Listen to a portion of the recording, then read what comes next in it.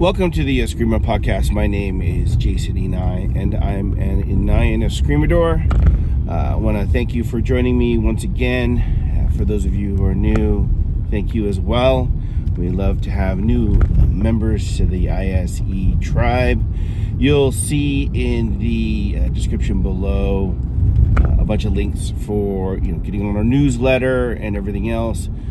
This weekend was pretty exciting, and I want to be able to include everyone in our things that we do. I do a daily newsletter, quarterly newsletter, and a daily mailer with free content for instructionals and things like that. And it's been pretty cool because I got feedback from someone who I've never met before and never talked to, who's really enjoying what we've been sending out recently. And there are he said he is a Kali JKD instructor and also teaches some Muay Thai as well. So that was really cool to get that feedback. And then there was somebody who was a guru under my father when I was very young, and they sent in a message saying that they really liked or were enjoying what was coming out recently. They liked the commentary, they liked the pointers and everything else, which is always nice to get that feedback from someone who's in your peer group as well. I don't interact with that person very often any longer, as they're on their own, doing their own thing, which is great. That's part of the journey. Yeah. So definitely like and subscribe, comment and share.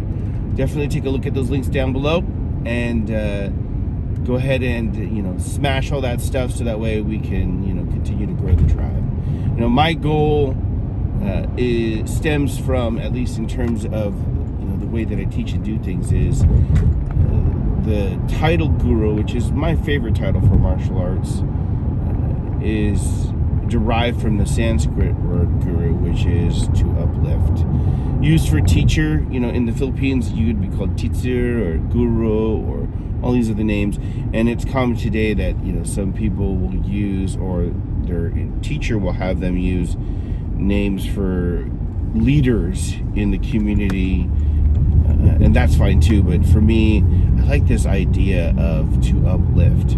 Guru means to uplift, and so I look at teaching and showing things, whether I'm teaching you in person or you've decided to join my online organization, or you're part of the group classes, or you're just reading my articles and blog posts, whatever it is, I'm trying to uplift in some way, whether it's your knowledge of the art, your actual full capability, or your inspiration for the art and being excited about that, right? So I'm very excited to have you here on the Eskrima podcast, and I want to get into the meat of what I wanted to talk to you about today.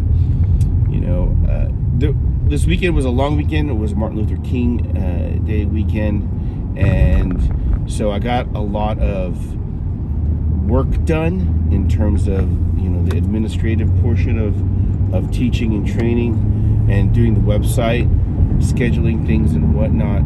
And then of course I got some training time. I taught on Saturday, and then we did some filming yesterday on Monday. So got some new content in there. And the members podcast, so I have a members only podcast for the site members, which gives further detail of information and things like that, especially and pointers on how to look at the curriculum that's available online for the members exclusively, and how that can help them in specific ways. And so that was pretty exciting as well. You go through this practice as an instructor of presenting certain things, and just the daily, weekly, yearly practice of communicating that information gives you the ability or the opportunity to continue to refine it. So pretty excited about that, and what we were focusing on, at least at the beginning of the year here, because now it's the 16th today of January. 2024 is evasion. So I've been really focusing on evasion in the classes.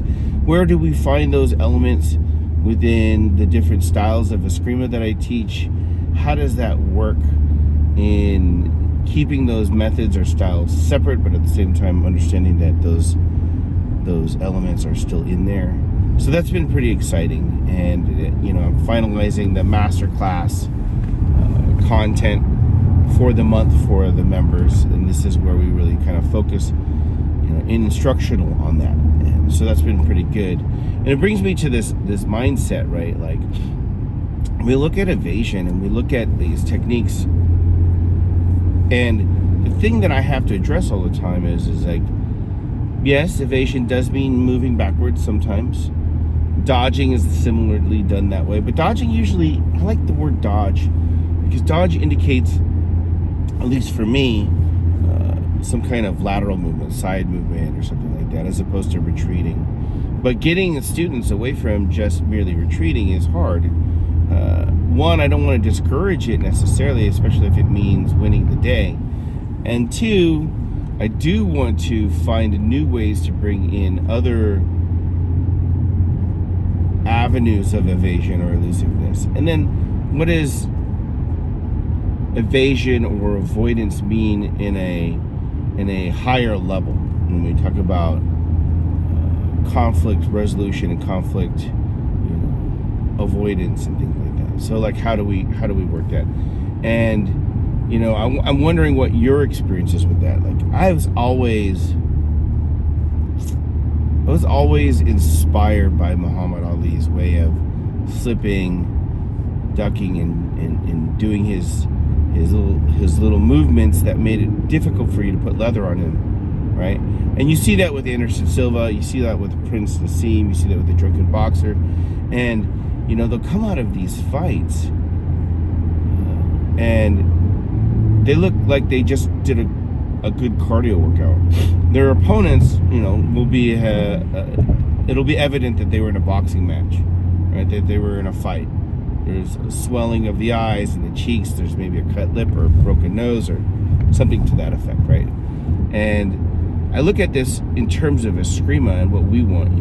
My father's teacher for Cinco Terros Largamano was Grandmaster Emeritus Leo Huron. And he did private lessons with Grandmaster Huron for quite some time, from the 60s to the 70s. And he, Grandmaster Huron fought in World War II using Cinco Terros as we understand it. And he used it against the Japanese in World War II in the Philippines as part of the U.S. Army units, the Philippine Regiment, right? So there's first, second Philippine Regiment, third Philippine Battalion, I think it was, right? And there's some anecdotes out there about his experiences, but I think the thing that we draw in relationship to this conversation is his ability to elude the strike of a katana, which is, that's a pretty long blade. That's on average 24 to 30 plus inches of just steel. And then there's 10 plus inches of handle. Excuse me. So I look at that and I go, this is a really important part of our training, evasion is, right? And, when it comes to blade work and it comes to using blunt implements, right? Like the garrote or the stick, right? Or any other kind of club or baston, right? We really can't take a lot of hits the way a boxer can take a hit, right? You really can't take a shot. Like, a wrestler, part of the match is, taking shots at each other. In other words, you're, dropping low, changing levels, and driving forward in order to make connection and control the other person's hips, leg placement, shoulders, etc., to throw them to the ground, right? So you're either taking a shot or you're receiving that shot and defending against it. You can't do that. You're defending attacks and taking the opportunity to attack in blade work and the fighting that we find for Filipino martial arts, Eskrima, stick fighting, sword fighting, right? But we can't allow our opponents to make even superficial contact with us, right? So, when we do our full contact stick fighting and everything else, this comes into play. And, like as a spectator, you look at that and you're watching two people fight full contact, and you hear the helmet of one guy ring. You gotta remember that mask usually extends 2.5 inches or more away from the furthest protrusion of your face, usually your nose, right?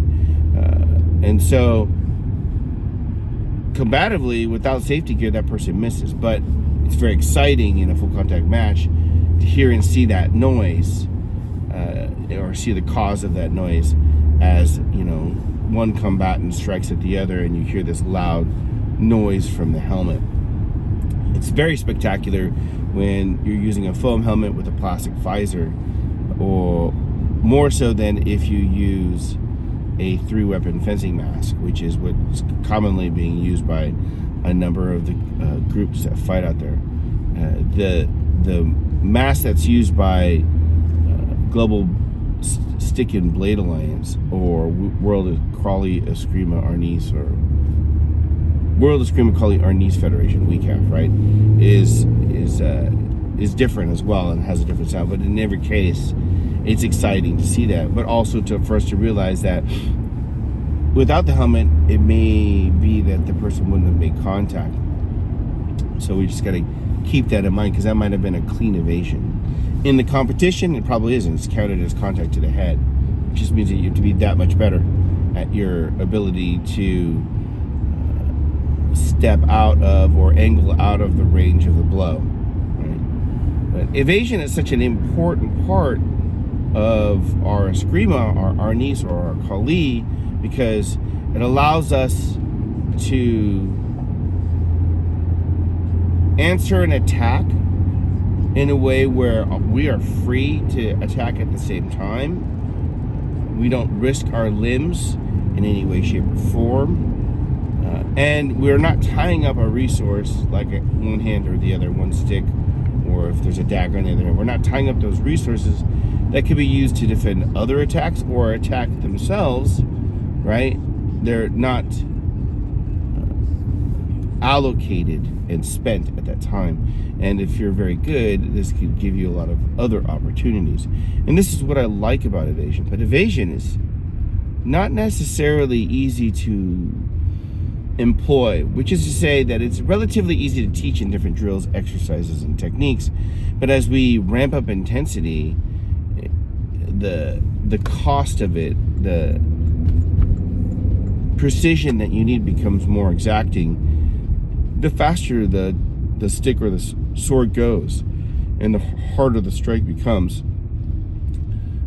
Your footwork becomes really important, and your body angulation becomes really important, and where specifically your weight is just distributed and how it is distributed, right? If you're off balance or overbalanced or overweighted on one side or another, or something like that, that can delay your ability to elude an attack.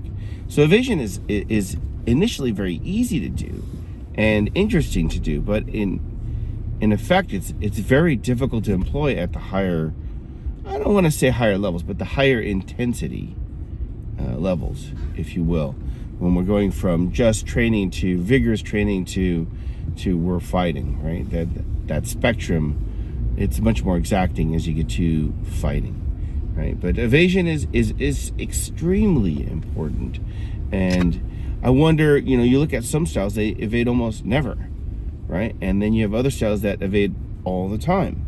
So obviously there are other ways to evade, right? And there's choice not to evade, right? And then but you got to think about the consequence of that. Like a nick from a blade could just be very superficial, or depending on where that small cut is, could be crippling, right? So being very careful of how our opponent is able to approach us and in which way they could make a touch is going to be part of the calculation for evasion. So in the 9 system of Eskrima, we see evasion in our Serrada Eskrima, We see it, of course, in our Largamano Eskrima. We see it in our Decordis Eskrima. We see it in our Cadena de Mano Eskrima. Right? We see it in our Sinawali. So those are the main styles. Of course, we see it in Espada Idaga too. Those are the 5 main styles that my dad taught. And then, of course, Sibat Bankao, which is a staff and spear, which there's quite a bit of evasion there. Now, each of those styles approach the fight differently in terms of zone and distance and level, right? And they emphasize different defensive methods, right? And then even if they're both blocking styles, let's say, like Decordis and Siddhartha are, the way that they block is always very different in most cases, and how they might employ an evasive element to the countering is going to be different in certain ways, but also similar. Yeah, that too. But because of the nature of the zoning, like Decordis, the zone it fights to and for and through is different than Siddhartha's occupancy of the center line and the tendency to dominate whichever line you're on, whether you're on the outside line or the inside line, the center line. So that'll dictate how much evasion that you can do. But then you see other styles out there, working through the Innocenta material. We do encounter, training in Balintawak. My Uncle Danny says that he's had, I think he says 3 or 4 instructors in Balintawak. So, his way of, he has 4, I believe. The way that he does it is influenced by that, plus his previous experience. He brings all that into alignment, but you see very little evasion in Balintawak. And it tends to be a very linear style, tends to be very contact-dependent style or method, right? And what I mean by that is that art doesn't work unless you are in actual combat range, not just threat range, but combat range. And so evasion becomes less or not a component to that style. And that's just an example. There are probably other styles where, that you might be familiar with where that's just not the thing to do, right? And so evasion becomes this element in a complex tapestry of different ways of defending and attacking, moving, and then also the employ of different tools. Some styles are stick only, some styles are knife only, right? Some methods are only garrote, not just stick, but it must be a garrote. Others need the long stick, right? Some are long tool, but they're long stick or a long sword, like the Compilan. Some are Compilan only. And one style that I learned is almost exclusively Compilan or Chris, and that's it, right? No stick really, although you can apply it to stick and cane. That's not where it's meant to be. That's an adaptation as opposed to its purpose, right? And so by nature, evasion is less or more important depending upon the tool that you use, and less or more demanding depending upon the reach of that tool. Like knife only, evasion is very important, and at the same time, the reach is not so much that your opponent can use because they're only getting an extension of maybe half a foot to the length of their limb when they put that knife in their hand. And so therefore the demand on you to evade is different, if not significantly less, than someone who's, say, swinging a short sword at you with 18 inches of naked blade, which is with an overall reach of maybe an additional 25 inches or 30 inches, right, depending upon the shape of that tool. Right? So a Pinuti is going to be possibly shorter, possibly longer in terms of the overall length, but it's mostly steel. And a Pinuti, those are either 18 inches in length all the way up to 30 inches in overall length. And those longer Pinuti, are going to present to you a greater challenge in your evasion. And so again, your footwork, your body angulation, your center of balance and where it is, and the way that you distribute weight to get that center is going to greatly affect your ability to defend. If your main choice is evasion, that's going to be very demanding over time. And the other side of it too is that if you're very good, or at least halfway decent, if you're halfway decent at evasion, you'll dodge one. If you're even a little bit better, maybe lucky, you can dodge 2. When you consistently can dodge 2, you're pretty good. 3, you're amazing. 4, I'm not even sure you're human, right? Like, because if the other person gets a swing as hard and as fast as they can 4 times, right? Either your opponent is not very good, or you are extremely good. So now there's this pressure in your evasive skills to bring about some other element, a counterattack or preemption or something that is going to mitigate further attack, slow it down, or completely negate it, right? And this is where evasion becomes, a true style or method when there is a process of counterattack, right? It might include changing the zone. It might include changing the range. It might include zone and range, or zone, range, and level, as you employ some kind of controlling motion, or you employ a counter strike of some sort that makes it so that they either have to pay attention to your attack or they lose capability in a limb, right? All of these come together to make your Eskrima what it is. And then it's your preference as to which way you do that makes it art, right? And the interesting thing is you can't really determine what your art is if you're not deeply steeped into the system or art that you're working on, right?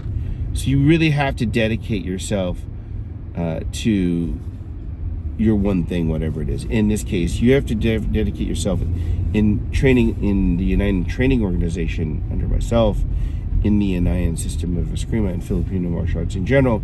You'd have to dedicate yourself to the United system of Eskrima and the United Training Organization to get its full benefit, to the point of you being able to express true art, right? And that's the difficult part for a lot of people too, right? If you want to be really good at, say, an element like evasion and what we call target displacement, and by really good, I mean Anderson Silva, the GOAT, good. I mean Muhammad Ali, the greatest in the world, good. I mean, untouchable, right? Then, especially when we're talking about evasion, right? Then you really have to steep yourself in that training and continue to test yourself in that training, right? In order for you to get it. It takes time and energy. Being good enough to fight most people is one thing. Being great so that you can fight anyone, which I'm not saying that I am, it's just the goal that I have for myself, requires deep study, right? It requires deep study in order for you to do. There is a Musashi quote about a man cannot truly study an art if he's engaged in the end, right? And most people's end goal is, like, in martial arts, is to know more techniques, know more combinations. So they're going to go to seminars, they're going to go to these things, they're going to do all these events, and they're going to accumulate all this information, which generally isn't a bad idea, but it muddies the waters for you. It diffuses your energies, right? And sometimes different curricula are not compatible, simply because their end is different. They're what they're trying to achieve with that curriculum is, if they're trying to achieve anything other than disseminating information, right, is very different, right? So evasion is this very beautiful, elegant,